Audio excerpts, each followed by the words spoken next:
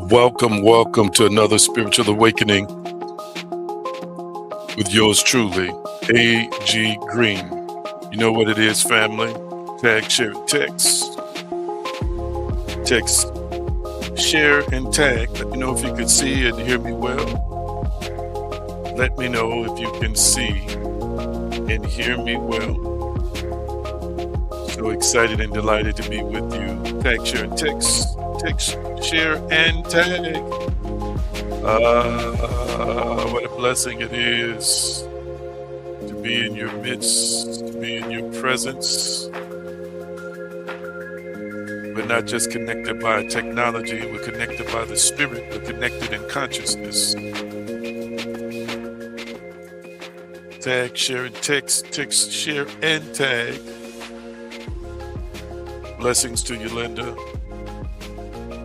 Blessings to you, Miss B320.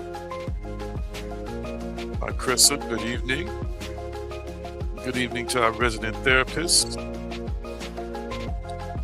So glad to be with you. Tag, share, and text, share, and tag. Let them know that Spiritual Awakening is live and we got room for you at the table. I'm yours truly, A.G. Green, spiritual leader and teacher. Glad to be with you.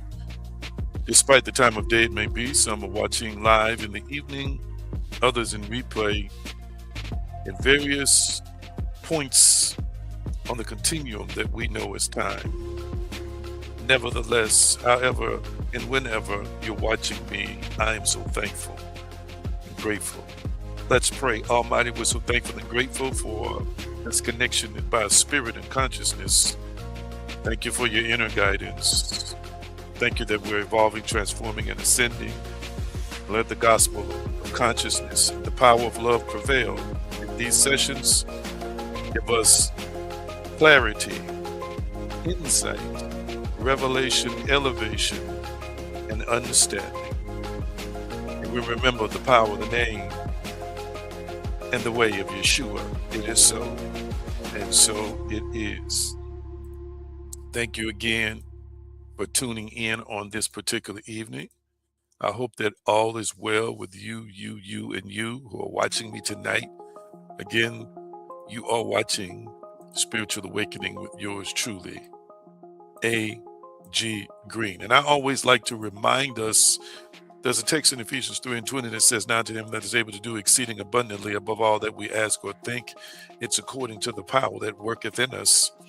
I want you to speak out loud and then type in the comment section, "I am powerful." What a day it is for you to realize the power that you possess of the dynamic spiritual being of an elite spiritual class. It's not about a religious experience, about a spiritual experience, an innate, congenital, inherent, dynamic, spiritual design. You came into this dimension powerful.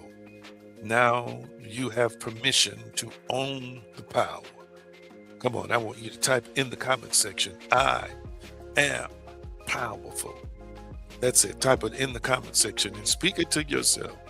I am powerful.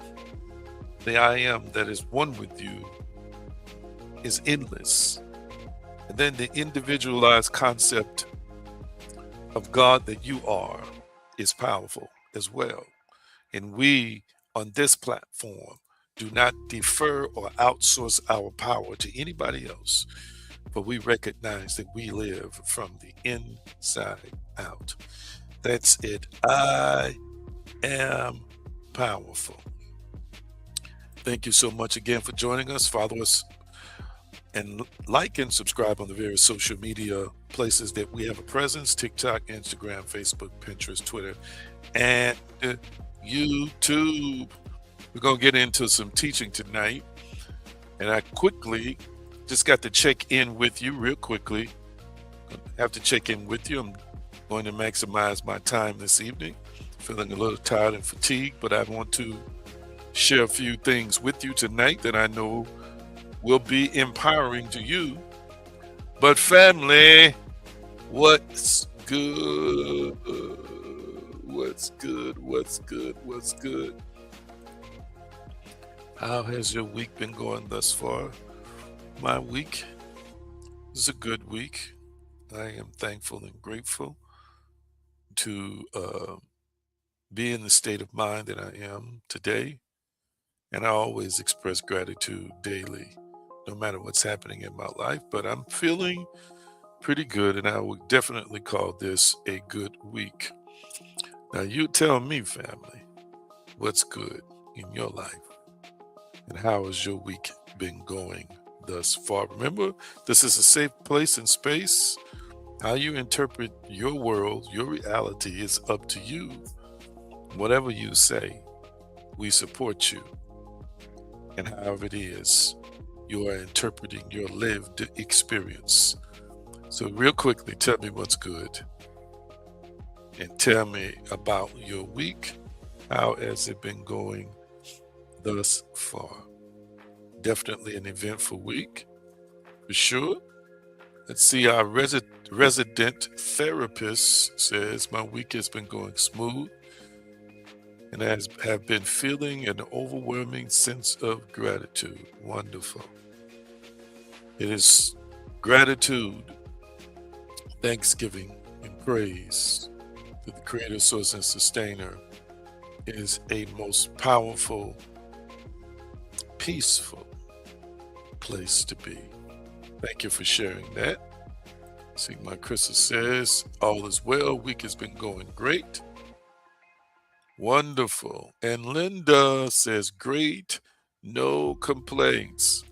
Anybody else want to step forward and share? You're more than welcome to share with us how your week has been going thus far. Thank you, tribe. We're vibing with our tribe. Now we're preparing to get into some teaching on tonight, and I know that our resident therapist keeps us, up to date. We're pretty much done with this series. If I don't finish it tonight, unless something else comes up in my research and study, we will definitely be finished next week. Okay, but he will put up where we are in terms of installments. This has been an extended series. We're going to use a thematic text again, James 2:17, James 2:17, and then we'll look at Matthew 9:29. But we've used a myriad of texts over the last several weeks, as well as giving you all kinds of supportive evidence from the spiritual, metaphysical, sociology, psychology, science, so forth and so on, to make our case. We believe in extracting from the various fields of study, especially those that are responsible for the collection of data. Uh, Data, and we prefer in this community, although we are aware of our spiritual status, our spiritual state, we prefer data over doctrine. We prefer data over opinion. And so that's why we are constantly citing sources to confirm our spiritual journey and confirm these spiritual principles and confirm these wonderful things that we are learning. And I want to continue to remind you to remind yourself that I received good news or great news this week. And let me tell you, I'm on a roll with that. And I'm going to continue to, for a while, utter that and remind myself of that. Waking up in the morning, going throughout my day before I close my eyes at night, that I'm so thankful that I received great news this week. All right. We're going to put up the installment real quickly. We are at part 13. Part 13. Do the work. The inner architecture of creation. The inner architecture of creation. We are putting in not so much the work in terms of physical, but we're referring to inner work, known in some communities as shadow work. We are putting in the inner work. And in putting in the inner work, we are carefully constructing at times, other times, demolishing, meaning demolishing old systems, old paradigms, old psychological uh, entrenched dogma. And at the same time, we are recreating from the ashes or from the pile of rubble, the rubble that represents religious systems, that represents carnal and natural systems, the rubble that represents things that no longer served us, that we had to demolish, we had to destroy, so that we could rebuild and we could recreate. All right. So let's see here, James 2:17, even so faith, this is King James, if it had not works, the word works here is ergon, related to the modern day word ergonomics. It's about deeds, it's about doing, but it's also about energy.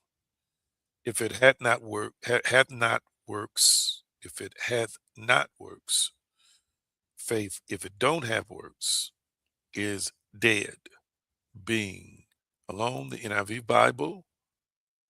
In the same way, faith by itself, if it is not accompanied by action, action is energy in motion,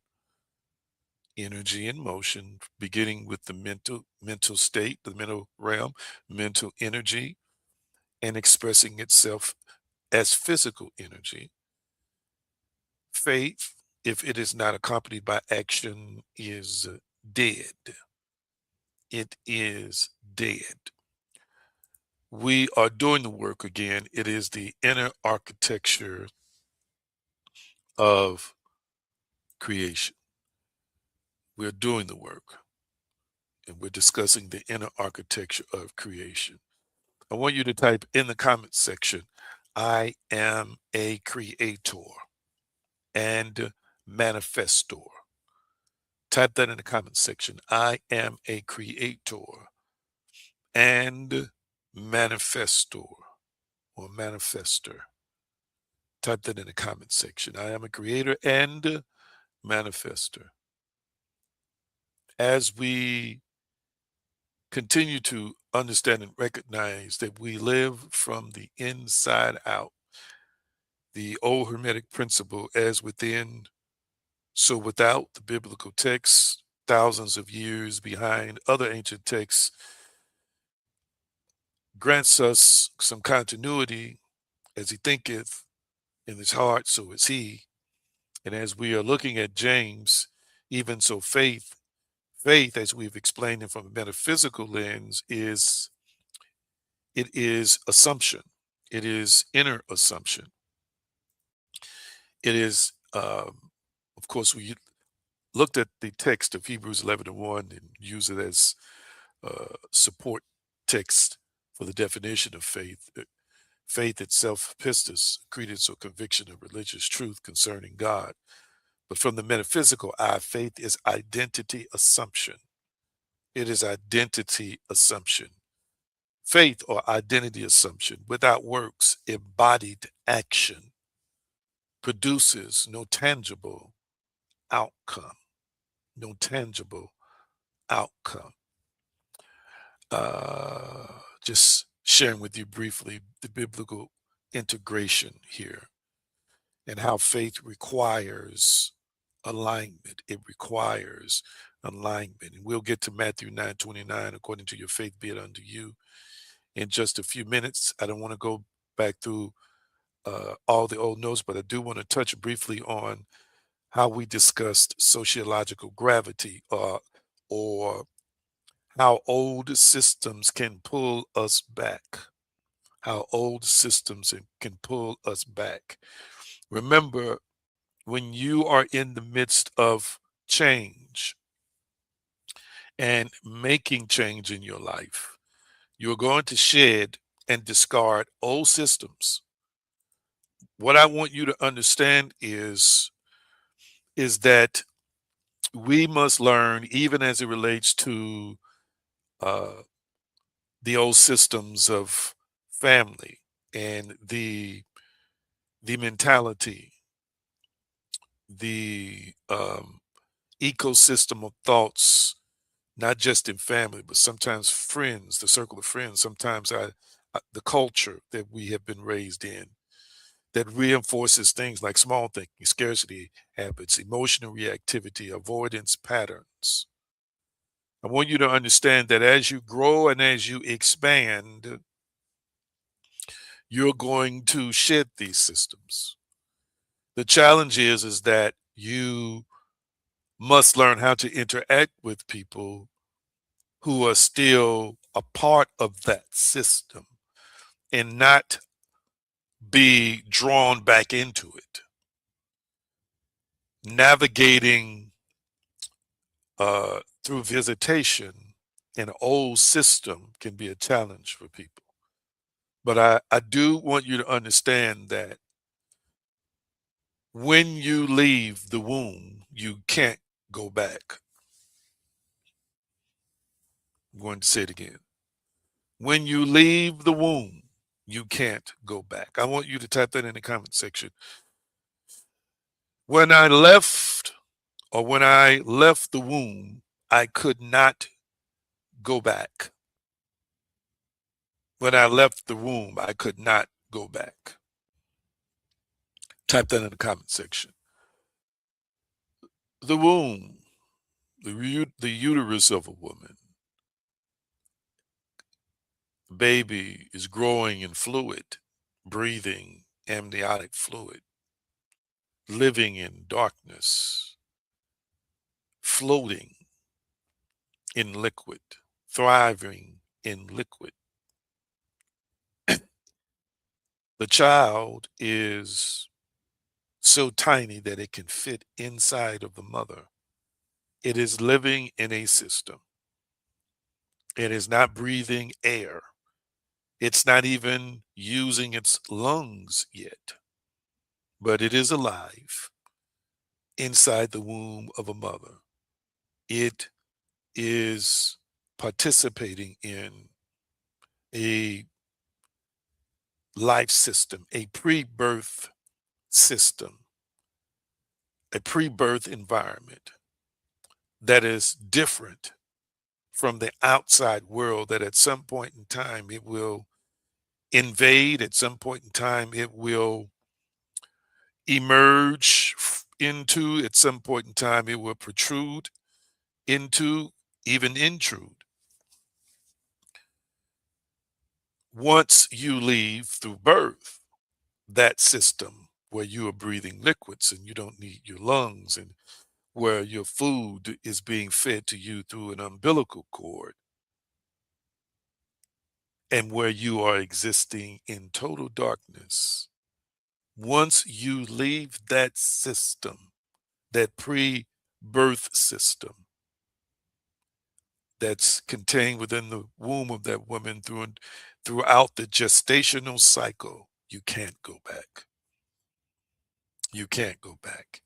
It's physically impossible after the child is born, especially as they start growing, for them to return to the mother. So now they've entered into a system where that requires their lungs. They entered into a system that requires now the usage of five senses, including the eyes, to see. They move from darkness into light. The systems were operational, but not needed as much in the womb. But after they exit the womb, they're in a different system, and they cannot crawl back into the mother's womb and live there ever again.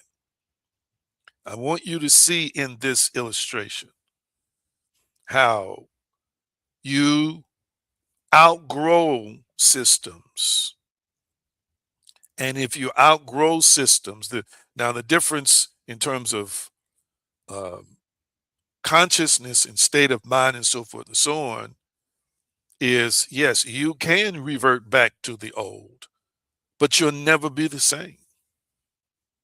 You'll never be the same. You are interacting with people who are getting their nutrients through an umbilical cord, but you're breathing air and feeding yourself. You're eating different kind of food than they're eating. You're breathing air and they are, receiving their oxygen again through amniotic fluid. I want you to see there's going to be a collision, there's going to be discomfort, and there's going to be a stunting of your growth as it relates to you continuing to redefine the architecture of your own being, as it relates to you continuing to be able to do the work, to expand, to grow, to reach new vistas and horizons. You're going to have to detach and disconnect, at least from the mindset of the system, because what you are destined for is above where you have been before. Let me move on. We talked a little bit about identity intention versus identity evidence. And I shared with you that intentions are declarations, evidence is identity. Intentions are declarations, evidence is identity. In other words, people have intentions and they can declare what they're going to do. But the real evidence shows up in who and what you are as it relates to identity. Mhm. I'm going to say it again. The evidence is present in who and what you are as it relates to identity. If you have decided that you're going to be a consistent reader, but you find yourself doing everything else but reading, then you've simply have stated your intentions as declarations, but it is not evidenced in your identity in that you are a consistent reader because you are consistently doing something else. I want you to understand that the subconscious trusts evidence, not affirmations. And this is the reason why, again, in teaching identity, we want you to understand that identity is manifested through assumption. And again, we quote the great Neville Goddard: assumption, if persisted in, becomes fact. The subconscious mind trusts evidence, not just what you say, but who and what you are. My goodness. I want you to type this in the comment section: persistence. Type that in the comment section: persistence. Type that in the comment section: persistence. That is an important word for us. It's an important word for us because we must be persistent in our assumptions until action aligns. We've got to be persistent in our assumptions until actions align. So, if I want to change, eh, up my schedule and invest more time in feeding my mind knowledge through the acquisition and reading of books, first several times I try, first time I might get out the gate with a lot of motivation, a lot of energy, and do well for a week or do well for 2 weeks. And if I'm not careful, in that third or fourth week, I'll find myself reverting back to that old pattern. But even as if in the reversion process and in the midst of the reversion process, when you catch yourself, you have to use or hire or activate persistence to say, nope, I'm going to get up and do it again. And if this happens to me again in 2 weeks and I want to revert back to doing everything else consistently besides the new identity that I'm embodying in terms of being a voracious reader, I will try it again. I will keep pushing forward. Okay. until I fully embody in identity, not just speaking a thing, but I actually have become it. Now, what I want to discuss with you tonight, a couple more things I want to discuss with you tonight, uh, is the collapse mechanism, what's called the collapse mechanism. The collapse mechanism. The collapse mechanism.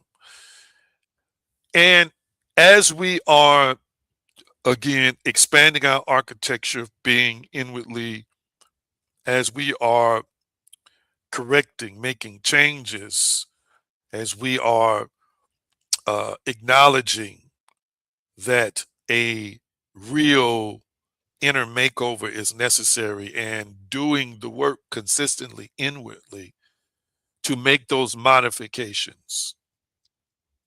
I want you to understand that manifestation can be stalled in growth and expansion inwardly. And of course, the manifestation process in terms of embodying that new identity, and then manifestation as it relates to materializing things that we're using our faith for.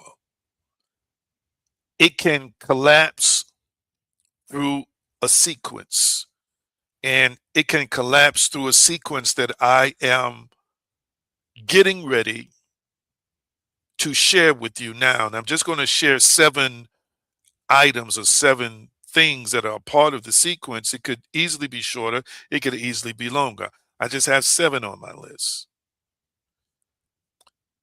Your manifestation, family, collapses through at least 7 things that I'm getting ready to share with you. And again, I shared with you what manifestation could mean to you. It could be manifestation of healing and wholeness in your body. It could be manifestation of healing and wholeness in your family. It could be the manifestation of a job, or again, the manifestation of healing and wholeness in your mind.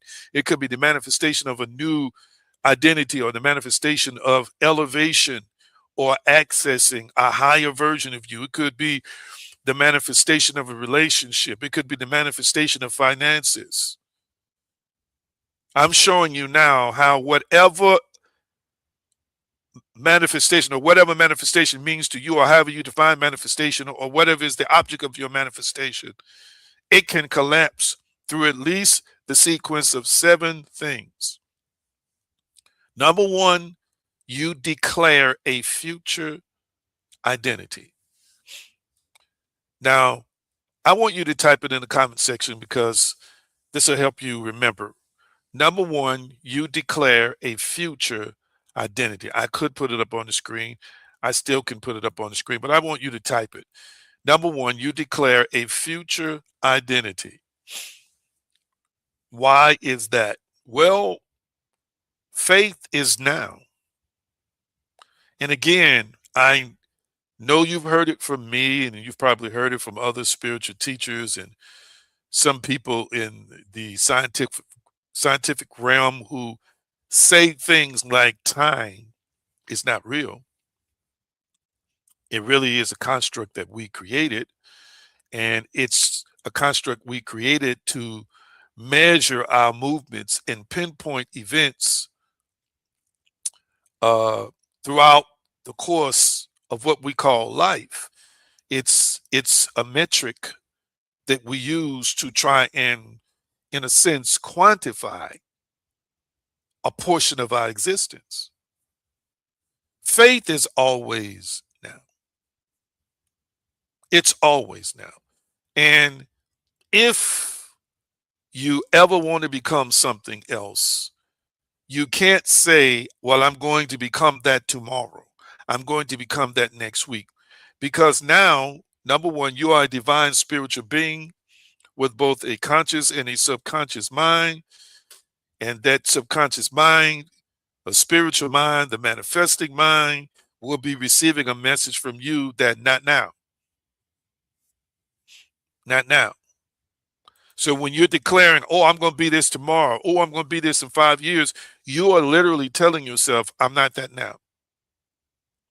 And again, it's one of the key reasons or key principles I bring up in terms of when we are affirming, this is why I had to shift and give you a different perspective of affirmations. It's memorization, because if you continue to affirm or use affirmations with a mindset that I don't have it yet, but I'm trying to acquire that, again, you're sending that deeper part of yourself a message. I'm not it yet. I'm not that yet. I don't have that yet. And this is why people continue to experience extended periods of times where nothing seems to happen, because they don't realize they are showing up every day with the faith that I'm trying to become something to have that. So if you're declaring you're something in the future, you're saying I'm not that now. Does that make sense, family? Did that make sense? Number two, you take inconsistent action. You take inconsistent action. So type number two in the comment section. Consistency is important. It's the big C word we discuss here a lot. Let's see. It's difficult for me to lose weight if I'm inconsistent with my habits and practices. It's difficult for you and I to grow in any area of our lives if we're approaching it inconsistently. If you want to learn how to play the piano, but you only want to practice once or twice a month, you're inconsistent. The learning experience for you is going to be very slow. Even if you're brilliant and genius, you're still not going to maximize your abilities, because you're approaching the subject inconsistent. Uh, you're approaching learning the piano inconsistently. You have to be faithful to it all the time, not sometime, not every now and then. You got to be faithful to it. And let me tell you a key component to success. And this is my study and research of people I consider to be successful and people I consider to be great. They're always consistent. They're always consistent. Sometimes their consistency angers other people. Sometimes their consistency annoys people. Sometimes their consistency causes others to look at them strange, because it's like this person literally believes they're going to accomplish this or they're going to be that. And every single day they are devoted to the process of showing up to be that person, even if they don't have the title, they don't have the position, they don't have the money. They show up every single day and punch the clock of life and perform the same actions. The same actions. I know of athletes, one in particular, who ended up becoming a great coach. And his family tells a story. He's got their two brothers, they coach in the NFL. And his other brother tells a story, older brother, of how he decided as a teenager he wanted to be a quarterback. But he knew he needed to grow. And he talked about his determination. Even as a teenager, he realized that milk contributed to bone development and bone growth. And he became an avid milk drinker. Every single day he drank milk. He eventually grew, I think, something like 4, 5, 6 inches. I think he's like 6'4" now, 6'5". Became a star quarterback in college and played in the NFL for a while. Now he's an exceptional coach. Showed up every day consistently with a thought in his mind: drinking more milk contributes to my growth, which contributes to me fulfilling my desire to become a quarterback, and a quarterback of a certain size and stature, which is going to contribute to my effectiveness in that particular craft. It's consistency. It's why Kobe Bryant and Michael Jordan practice without a basketball for 2 or 3 hours. To people who first encountered them in their practice sessions, they thought that was weird. But they consistently worked. They consistently did the same actions. They consistently put in the time, as we say, in the effort until it became muscle memory and until they got to the point where they dominated their sport.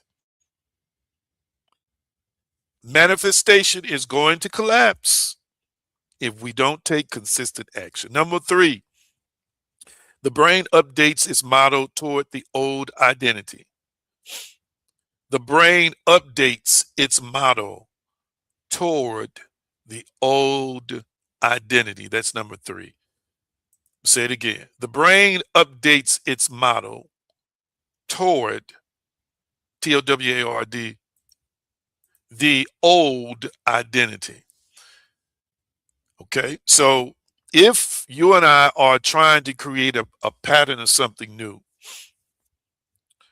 in our thinking, what's a good illustration? Say that we want to change the way we eat.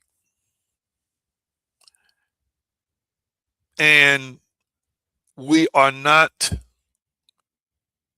doing what it takes to condition our heart and mind in the decisions we make of food.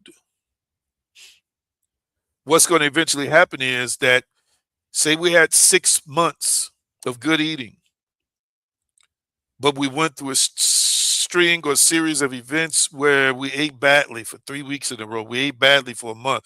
And you know how we do it. Oh, the holidays. Oh, it's this. Oh, it's that. I get to cheat. I get to blah, blah, blah, blah, so forth and so on. If you continue in that pattern of thinking, which translates to behavior, the brain is going to update and say, oh, we're doing the old thing now.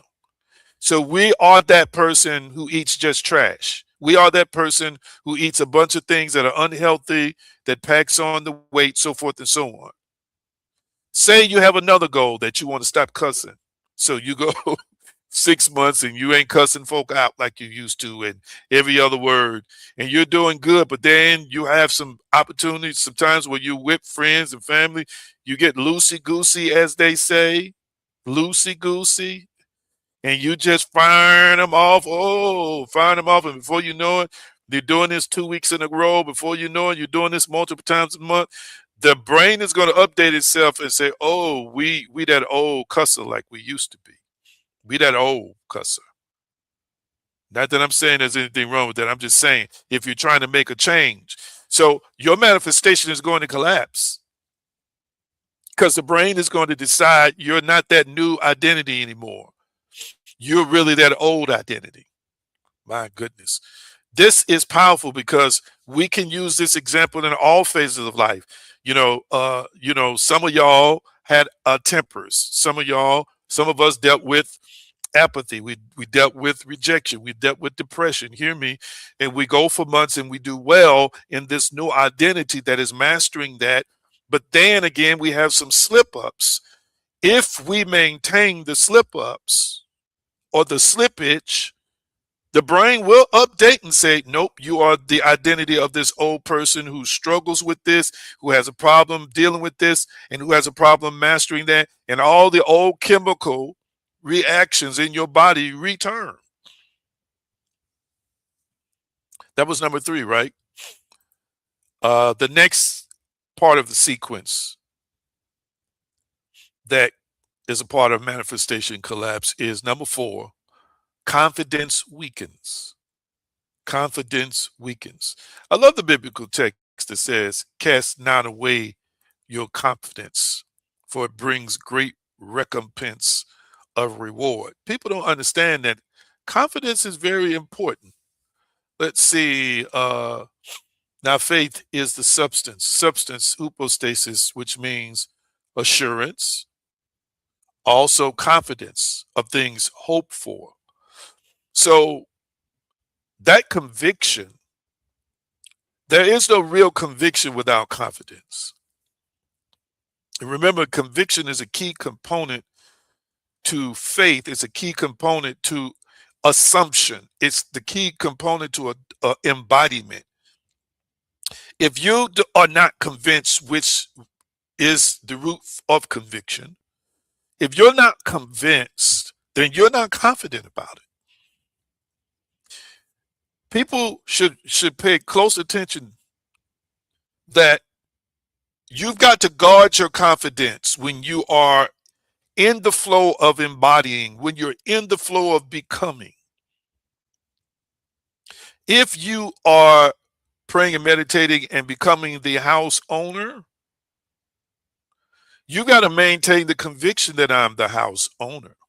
If you don't maintain the conviction that I am the house owner because of what Ray Nim and Pookie Nim said, or because of what your credit score said, or because you flipped out when you got a bill that you didn't know about, that now it's going to cost you extra money, and then doubt creeps in, insecurity creeps in, which ultimately is going to attack your confidence, which ultimately is going to work on your conviction, the manifestation. If you give in to that, if you allow your confidence to be shaken and attacked and conquered, the manifestation is going to collapse.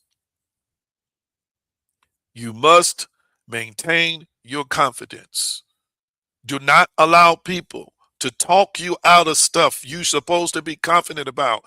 Listen, when you get shaky in your confidence, the architecture of the manifestation is going to experience an earthquake. Let's get to number 5. Number 5, emotional baseline drops. Emotional baseline drops. When the emotional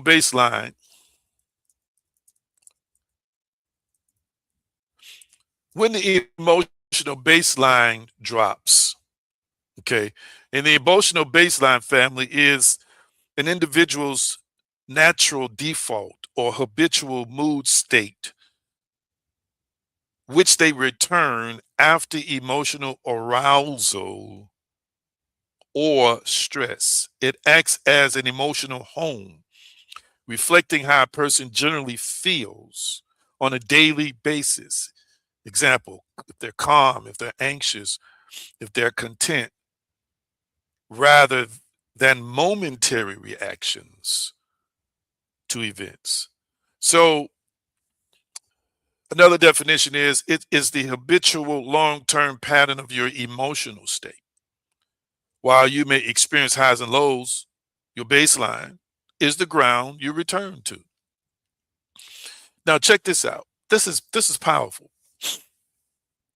So if I'm maintaining an emotional baseline that through my ups and through my downs, I always return to, and I'm grounded.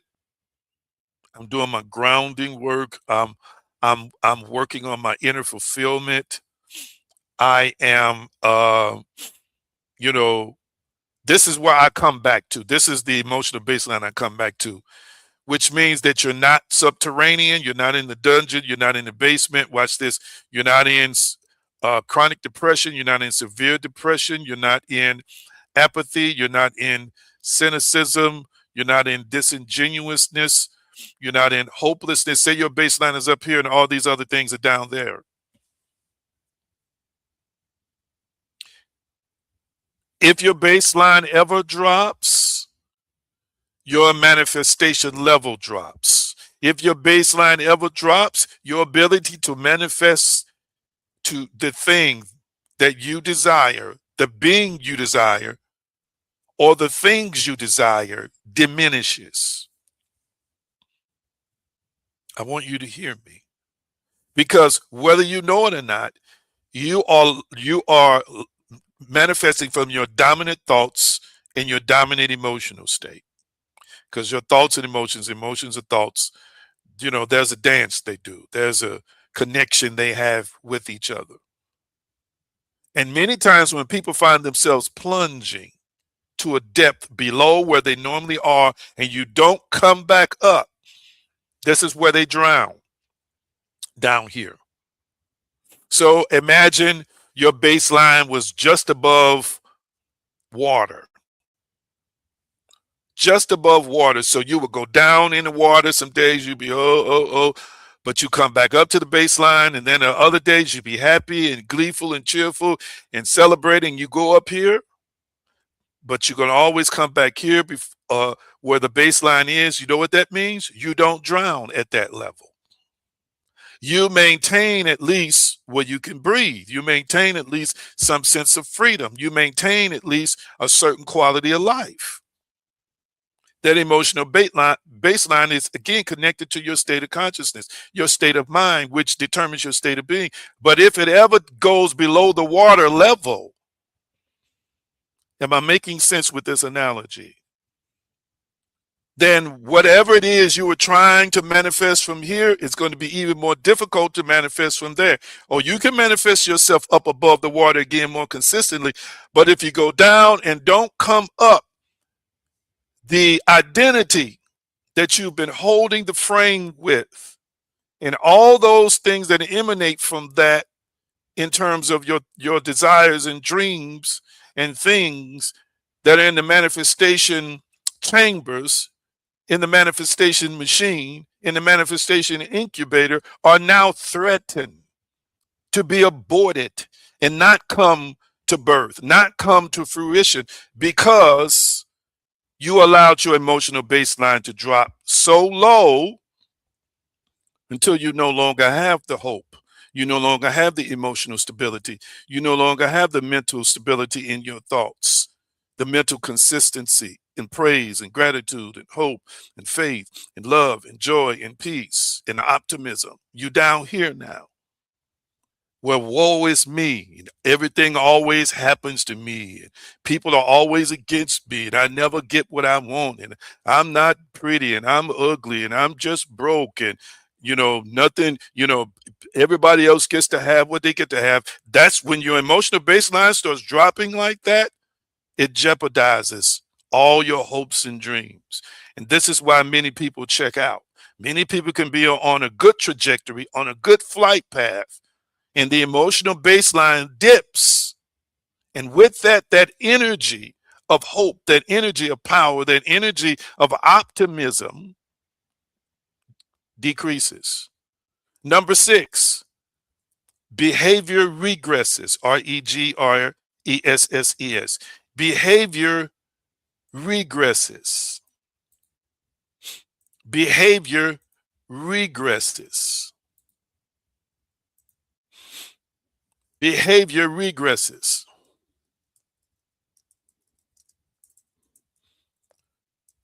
Behavior regresses.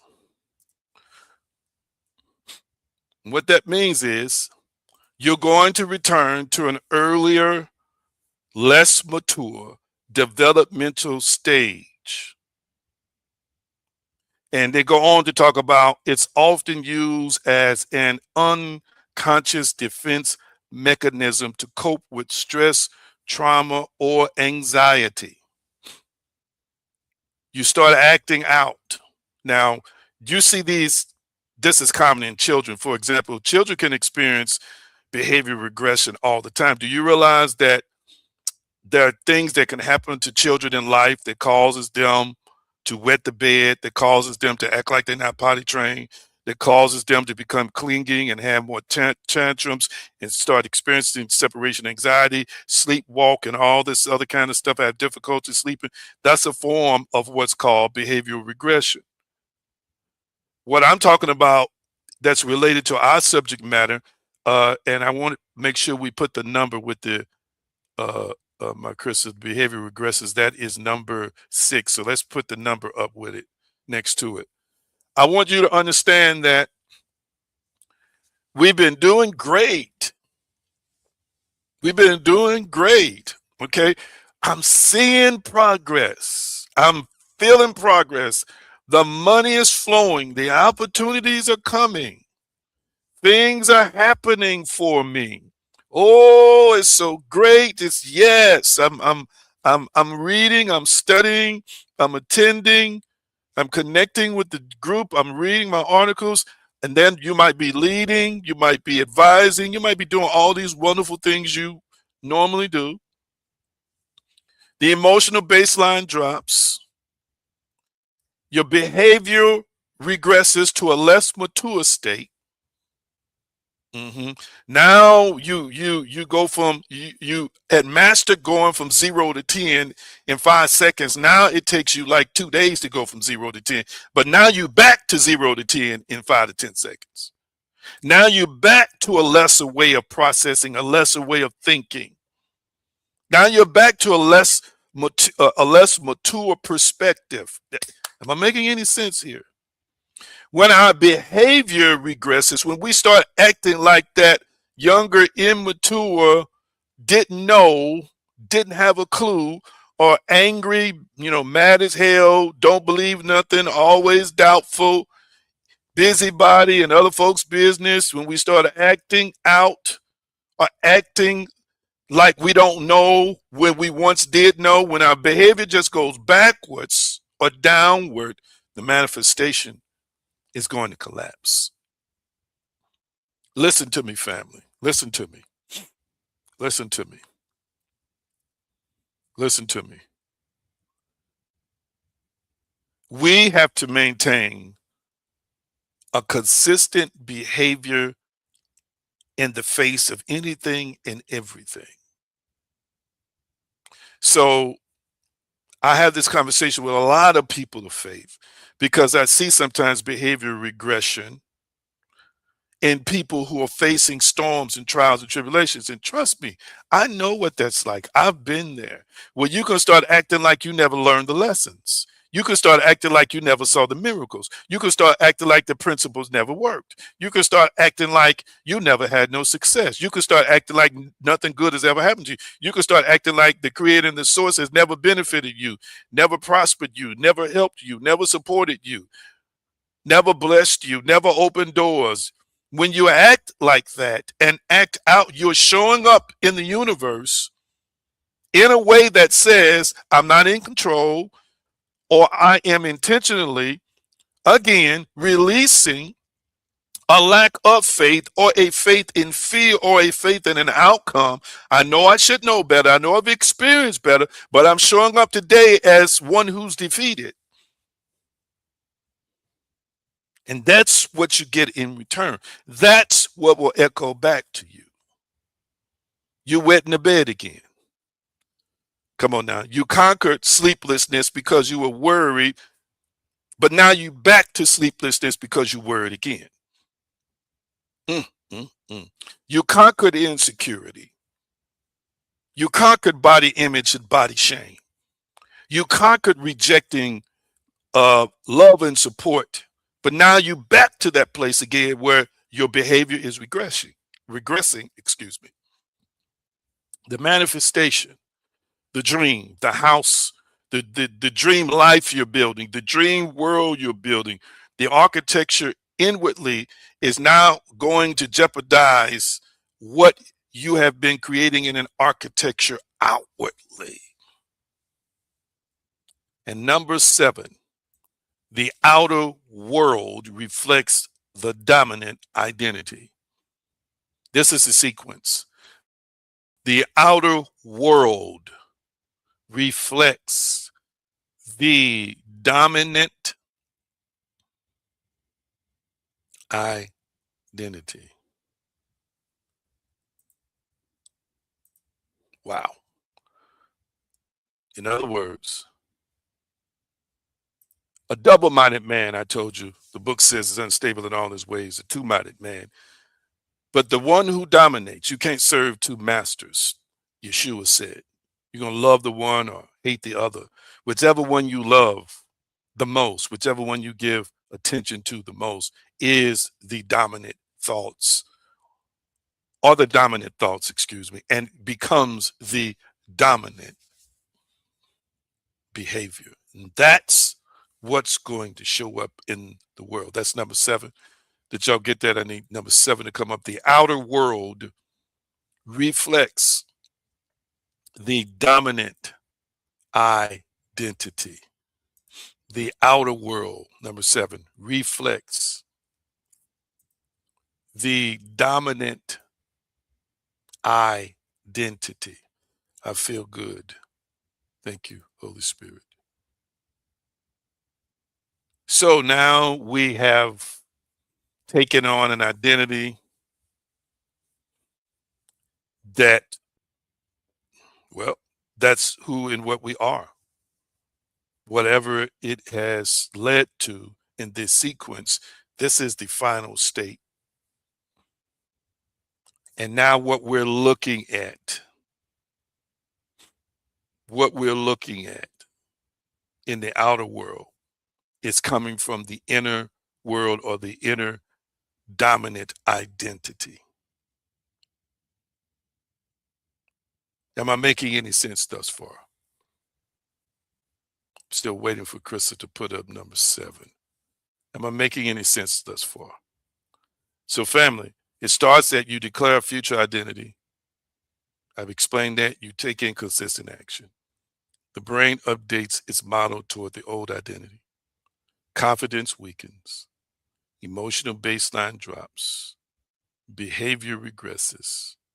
And the outer world reflects the dominant identity. When this happens, family, I know people want to put this, God did this to me, or this is some form of punishment. The truth be told is basically identity gravity. I'm going to stop there. It's basically identity gravity. What do I mean by identity gravity? Thank you, Marissa.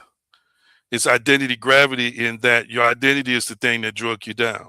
The identity is the thing that is co-manifesting the outer world. It is co-creating, co-manifesting. So imagine that as the identity dips, as the identity goes down, it acts as gravity and pulls everything else down with it. And this is why I've heard wonderful speakers and successful people say things like, you have to believe something to the point of where other folks might see you as being delusional. It's that important that you are so persistent in who you are showing up as every single day. You might have tears, you might have some cuts and some bruises, you might bleed, you might stumble and fall, but you get back up and shake yourself and say, nope, this is who I am. The old folks used to say, I've come too far to turn around. James Cleveland wrote a song, I don't believe he brought me this far to leave me. You get to a point where there is no going back. When you make up your mind, there is no going back. I am what has been revealed to me. I am what I have claimed for myself. I am the identity, a higher level elite. I've seen this version of me, whether it's a businesswoman or a businessman, a person who's educated, a person who is a leader, a person who's promoted, a person who, wants to be a philanthropist, a person who wants to, build shelters, whatever it is you are. You have to show up consistent in a dominant identity that says, I am, that I am. Did you catch that? I am already that, and I'm going to act like that. Why are you looking at private jets? Because I am one who takes private jets. I'm just using that as an example. Why are you looking at farms? Because I am a farmer. Why are you looking into owning car dealerships? Because if you're the one who has seen yourself owning a car dealership, you're already that owner. You don't become an owner when you sign paperwork. You become an owner in identity inwardly first. Wow. Did y'all catch that? Inwardly first. And so if we stay out of that vicious cycle that we just discussed here recently and continue to maintain a courage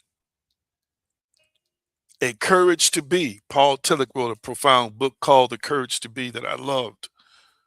If we maintain the courage to be, I did a video on love and I didn't release it because I didn't really like it.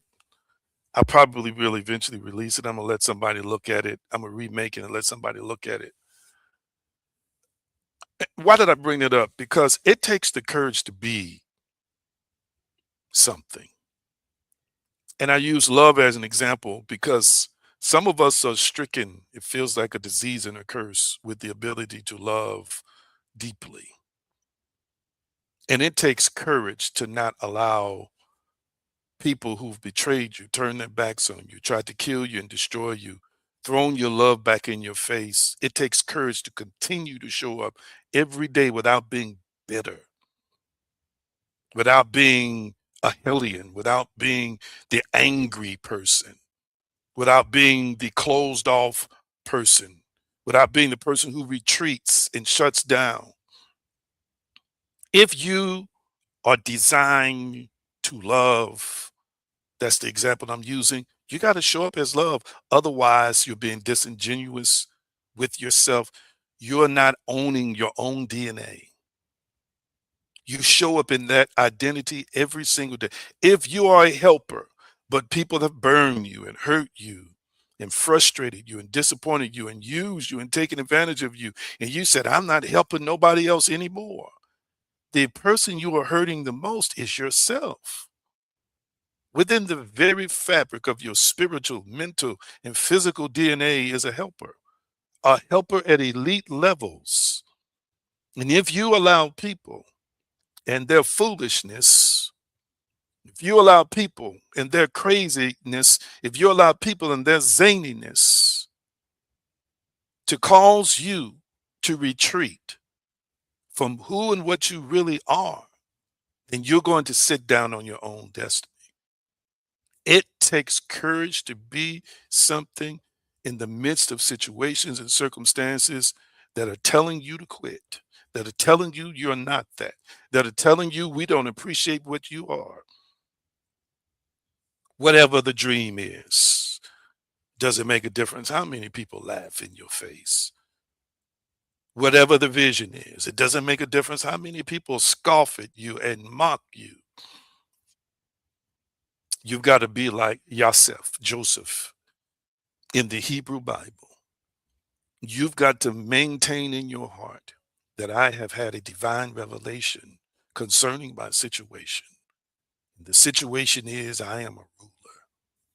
And even at the hands of betrayal from his own brethren, even at the hands of betrayal from Potiphar, his former employer, even at the hands of the betrayal of the baker, excuse me, the butler who forgot about him for X amount of years, at least 2, 3, 4 years, he maintained the integrity of his faith. He maintained the inner architecture of his identity.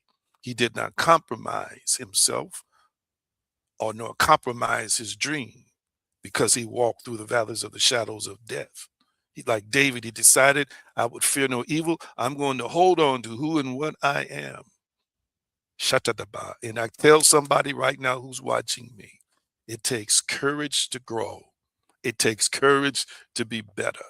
It takes courage to acknowledge that there is something greater in me when other folks around you can't see it. It takes courage to become rooted and grounded in a transformation that takes you to a place where you're uncomfortable, that puts you in circumstances and situations you are unfamiliar with. It takes courage to grab a hold of a dream and ride it into eternity. And I'm encouraging somebody right now to stand in your power and exercise now the courage to be who and what you have been designed to be. Spirit of the source, the creator, the divine. I pray for a supernatural infusion of courage tonight. Let those who may be wobbling and waffling find steady ground and stability, that their feet become rooted and grounded in courage, rooted and grounded in faith, rooted and grounded in conviction. Let them become like that tree planted by the rivers of water that still brings forth its fruit in his season. Its leaf doesn't wither, and whatever he or she does, it prospers. I declare that they are rooted and that they are grounded in a profound truth and a profound realization of who and what they are as you see them as the highest, greatest version of themselves. And I declare and decree that the weapons of their warfare, they're not carnal, they're not natural, they're not sensual, they are supernatural. They are mighty through the Father, mighty through the Creator, mighty through God, to the pulling down of any type of obstacles, any type of strongholds. And I declare and decree their finish is strong.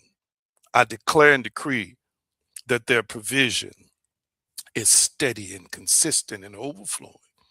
And I declare and decree that they are loved, that they are embraced, that they are smothered in love, they're smothered in support as they have the courage to be. I thank you. I thank you that you walk with them and talk with them all the days of their lives. And I bless you and I praise you in this moment and declare, as I remember the name, the power, the way, and the consciousness of Yeshua, it is done. It is so.